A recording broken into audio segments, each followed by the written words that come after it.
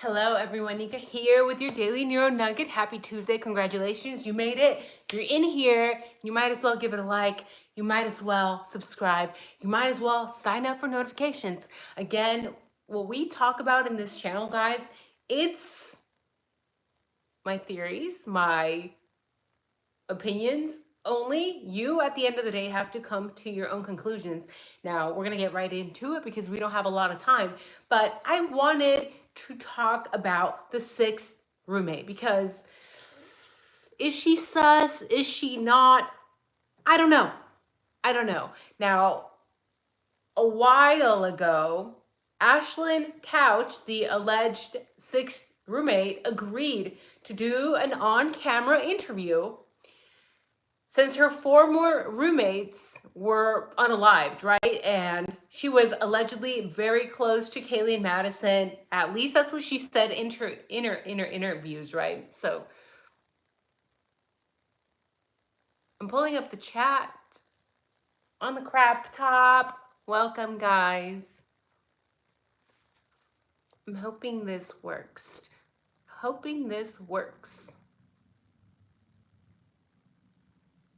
And I just am watching a lot of the older interviews yet again. And it's so important to go back and rewatch those interviews because we now have more data, we now have more information. Despite there being a gag order, a lot has been released. So every time that I go back to rewatch these interviews, I'm like, why is it that every time I go back, I'm catching people contradict themselves over and over again? Now, ASHLIN, in this interview that she did, she had graduated almost a year before, in December of 2021. Pay close attention to the dates, right? But she says that she actually moved out May of 2022. And then Xana supposedly took over her lease, okay? But what doesn't make sense to me, and you can agree or disagree, it's like,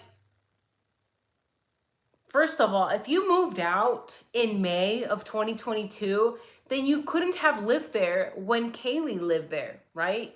Because we know that the property management company actually came forward and made a statement back in June 2022, right? They came forward and then said that 6 people had signed a lease in June of 2022.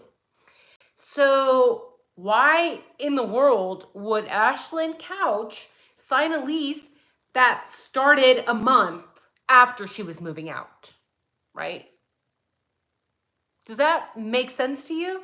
Because this is a person that we don't really talk about. In fact, the very few times that we have talked about her or the internet has talked about ASHLIN Couch, it's almost always in a positive light. It's almost like, oh my God, ASHLIN Couch is so lucky to not have been there. She didn't have to be in the shoes of Dylan or Bethany. She's a survivor. She was just #blessed to not be there.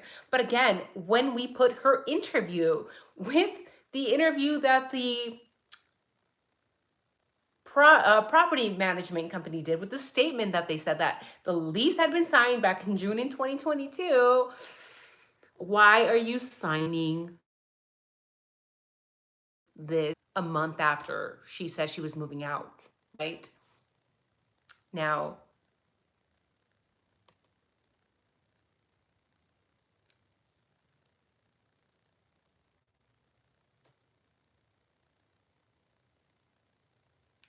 she goes on to say in the interview, guys, that she got a text from the University of Idaho alerting her of a suspected homicide on King Road. And we all heard about that, right?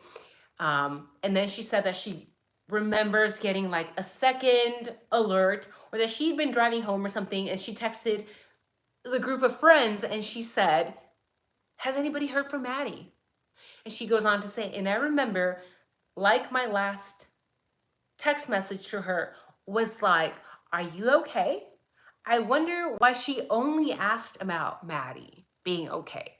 Again, if you're coming out as ASHLIN Couch and you're doing this interview and you're saying that Kaylee and Maddie were both your roommates, why are you only asking about if Maddie is okay? This was one of my first feelings, one of my first vibes about ASHLIN was very strange, right? This is similar, in my opinion, to the same vibes that I get when Eric Gower pretended to not know Maddie Bogan's name. Why are you pretending to not know her name, but you actually do know her name? Do you understand how that actually could be pointing to something? Why are you texting a group of friends only asking for Maddie if you're saying you're close to everybody there? It's a little bit strange, right? If you used to live there, why wouldn't you call the other roommates? Right? Is that a little bit odd? It just seems like there's something off. There is something wrong there. And again, it's really, really suspicious, in my opinion, that her name was still on the lease. Because again, Xana took over her lease, and if Xana allegedly moved into ASHLIN's old room, then that still leaves an extra bedroom, right? That leaves an extra bedroom. And one extra roommate, right? Because if Xana took over her lease, then ASHLIN Couch would not still be on the lease.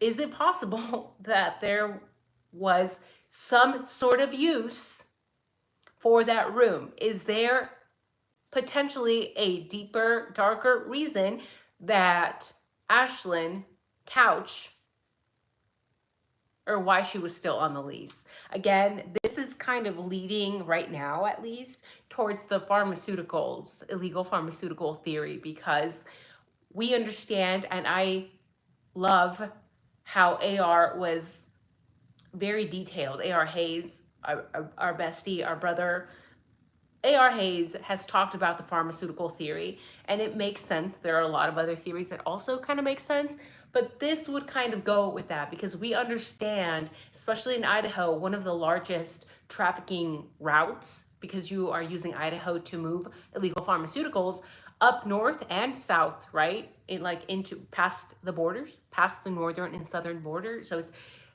Idaho is known for trafficking pharmaceuticals. Now, if you are to have your name on a lease, and if you are not living there and you've been on the lease for however long, although you have already moved out, is it possible that that room was being utilized to process or traffic pharmaceuticals? This also reminds me, and it's etched into my memory, that Mr. Gonsalves in the early days said that bad things were going to come out. What bad things were going to come out? I think he was referring to something was going to come out that was going to make the roommates look really, really bad. It was going to portray them in a negative light. And I'm not saying that them potentially, theoretically, being involved in some sort of pharmaceutical trafficking, whatever, it doesn't mean that they deserved what they got. But again, that kind of does come with the territory. And it's very interesting because, again, it's a taboo topic to talk about the sixth roommate. It's a taboo topic to talk about ASHLIN Couch because she's a survivor. Oh my God, don't talk about the survivors. She's so #blessed to not have been there. But again, in this channel, we are objective. We try as much as possible to set our emotions aside. That way we are able to think critically. By the way, the more emotional you become, the less likely you are to be a critical thinker because you are thinking irrationally. Over emotional is never good for anybody because it kind of takes over your brain.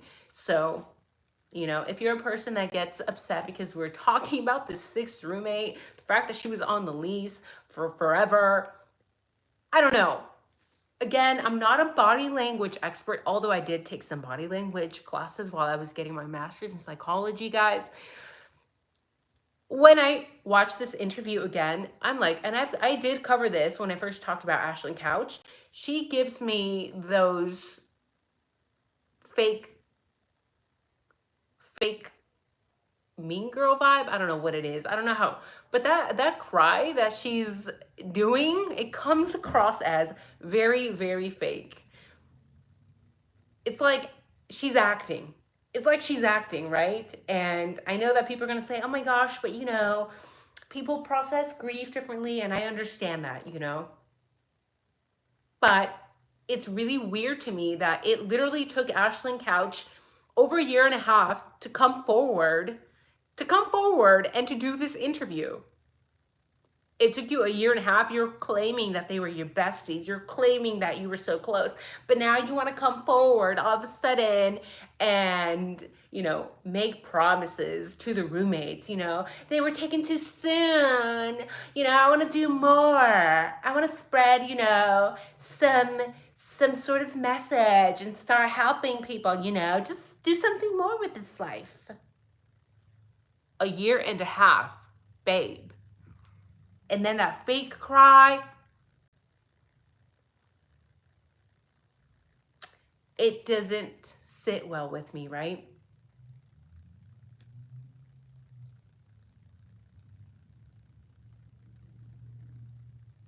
And when I talk about this, when I talk about ASHLIN Couch, it just reminds me of like, okay, I know we've all been to school. Most of us have been to school, high school. You know how you get like I used to be a cheerleader, but you know how you get like the really fake cheerleaders? Like they never tell you how it is. They're like, oh God, yeah, go, woo. Yeah, life is always so good. And they turn around, they're like, this fucking bitch. You know, that's what ASHLIN Couch sounds like to me.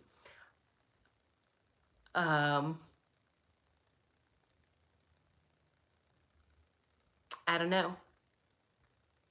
She gives, look at me vibes. Look, I was in a sorority and now I'm living vicariously through my sorority daughter because, you know, oh my God.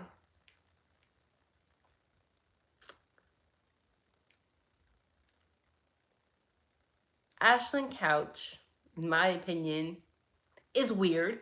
This doesn't mean that she was involved. I'm not saying she was involved. I'm just saying the whole thing about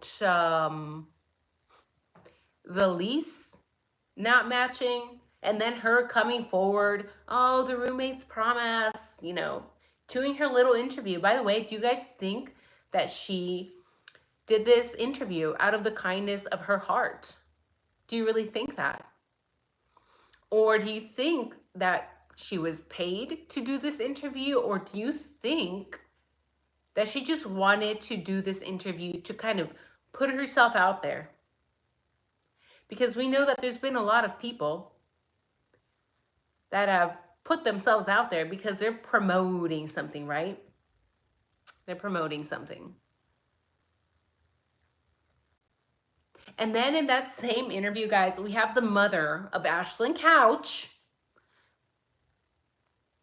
And again, I get that same really fake, oh my God, I'm like a sorority. I used to be in a sorority. I'm living vicariously through my daughter. Yeah, that's the vibes I get from the mom. Just both seem really, really dishonest. Inauthentic is the word, right?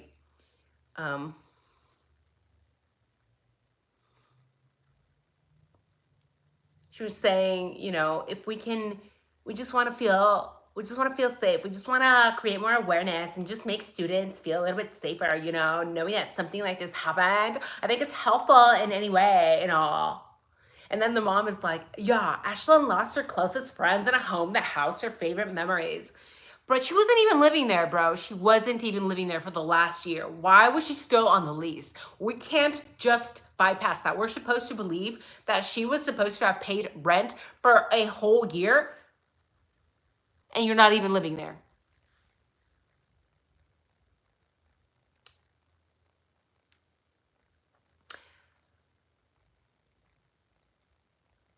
This home has her favorite memories, yet one wish will go forever unfulfilled. You wish that you could just say goodbye. And that one thing that I just wish that I could like do at least one more time is like, you know, give her one last hug, you know, just to be able to say goodbye, you know? And Hunter, yeah, she's in a picture. Okay, what? Again, a year and a half later, she suddenly wants to make a promise to the roommates. I don't know, man. I don't know.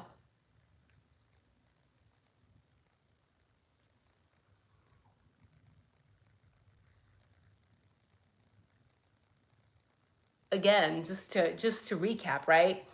ASHLIN claimed to move out in May of 2022 and Xana took over her lease. Therefore, her bedroom became Xana's bedroom, allegedly.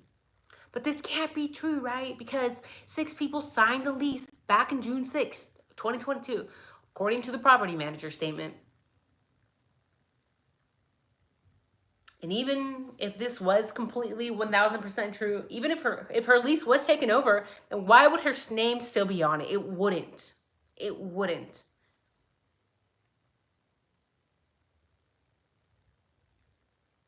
And then there's a clip of Xana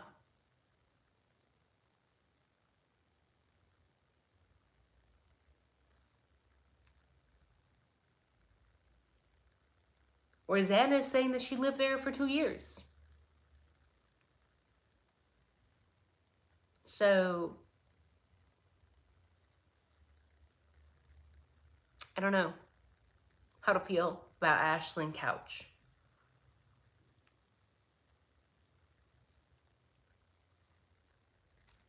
Sorry guys, I'm scrolling here.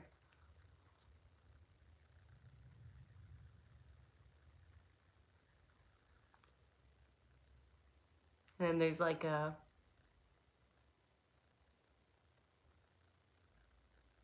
who shared this? There's a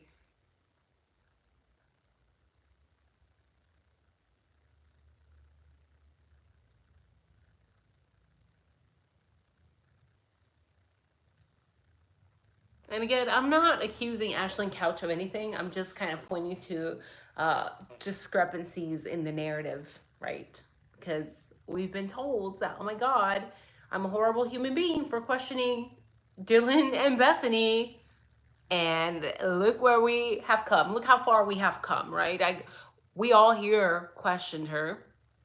There's no issues when you question somebody and they were found alive at the crime scene.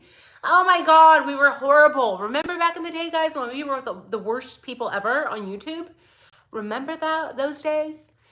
Well, it's still these days, right? But oh my God, nikasneuronuggets, they're insane over there. They're insane. They must be using pharmaceuticals because how dare they question Dylan and Bethany?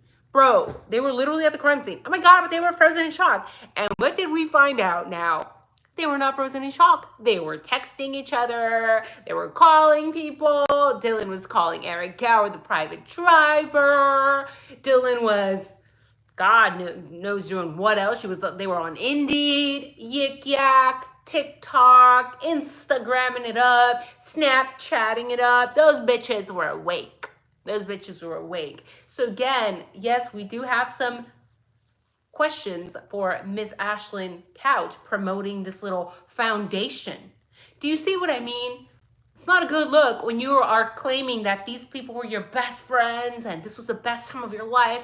This house had the best memories ever, but you took a whole half or a year and a half to come forward to make this promise to the roommate. And then when you come forward, you're promoting yourself. You're promoting this foundation that you started. And then you added a little fake tear at the end. I don't know about you guys, but a lot of us are really good at reading body language. And that, in my opinion, is a fake fucking crocodile tear. But that's just me. So, I don't know.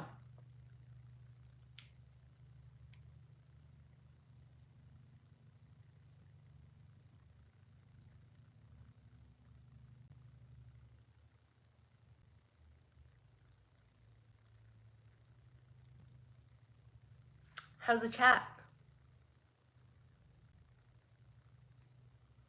Theodore, exactly, right? There was an empty room. Maybe they wanted to store something in that room without being responsible for living there. And that's what I was referring to when I mentioned A.R. Hayes, because A.R. Hayes is amazing when he is covering the pharmaceuticals theory.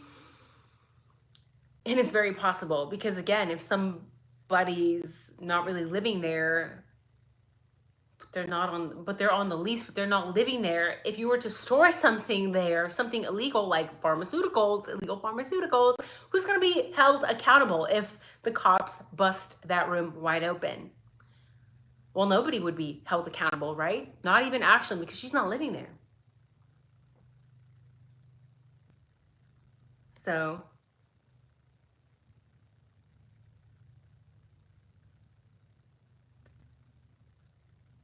Aubrey says Dylan gave the most generic description of an intruder. It was ridiculous. Exactly. Ooh, Theodore says it's like they're playing the characters so they can't act natural. Exactly, they can't act natural. Now, some of us are better than others at reading fake body language. But this sub lease, to me, it's a little bit suspicious. It's a little bit suspicious. Was she doing it for a friend? Like Excited Utterance just said. It's possible. Hello from Florida, Debbie. Welcome. From England. Oh my goodness. Hi, Lee. Hello, Blazing Eye Asian. Hello, Sweet Candace Cyanide. Hello, Big Plains Little City. Hello, Carmen Lucia. You guys are all amazing. I'm sorry I don't have time to go through all of this. But what I did want to mention before I go is that allegedly ASHLIN has some ties to Emma Bailey. Allegedly, these two were besties. And we've all heard about Emma Bailey. I have went deep into Emma Bailey. I know that a lot of people like to focus on Emma Bailey's ex-boyfriend, but in my opinion, if somebody there was running shit, it wasn't gonna be her little pawn boyfriend. If anyone was running shit, I'm telling you, in my opinion, speculating, it was Emma Bailey. Stop pointing the finger at this man. Has he done some things? Yes. But Emma Bailey, in my opinion, is the one running shit. Not to mention, we don't know, I don't know, but people have speculated that Emma Bailey has ties to Jesse James Bailey. And if you remember correctly, Jesse James Bailey was literally the guy that got arrested in one of the largest drug trafficking busts in history, because he's part of the Aryan gang brotherhood. Does he have ties? I know a lot of people have said, no, they're not connected, but we don't know. The fact is that we don't know. So is it possible that this ASHLIN Couch has ties to Emma Bailey, who could have potentially ties to Jesse James Bailey from the Aryans? By the way, very soon after 1122 King Road is when the Aryans were, let me pull it up. Aryan Brotherhood bust, Idaho.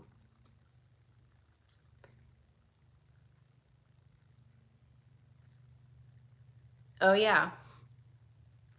So they were busted in March 2023. And I believe that this is the main reason that there were so many FBI agents around Moscow, around the Pullman area, because they were working on this largest drug, one of the largest drug trafficking operations in history, right? And we know, again, this operation has ties to this Aryan prison gang, which is basically a white supremacist prison gang.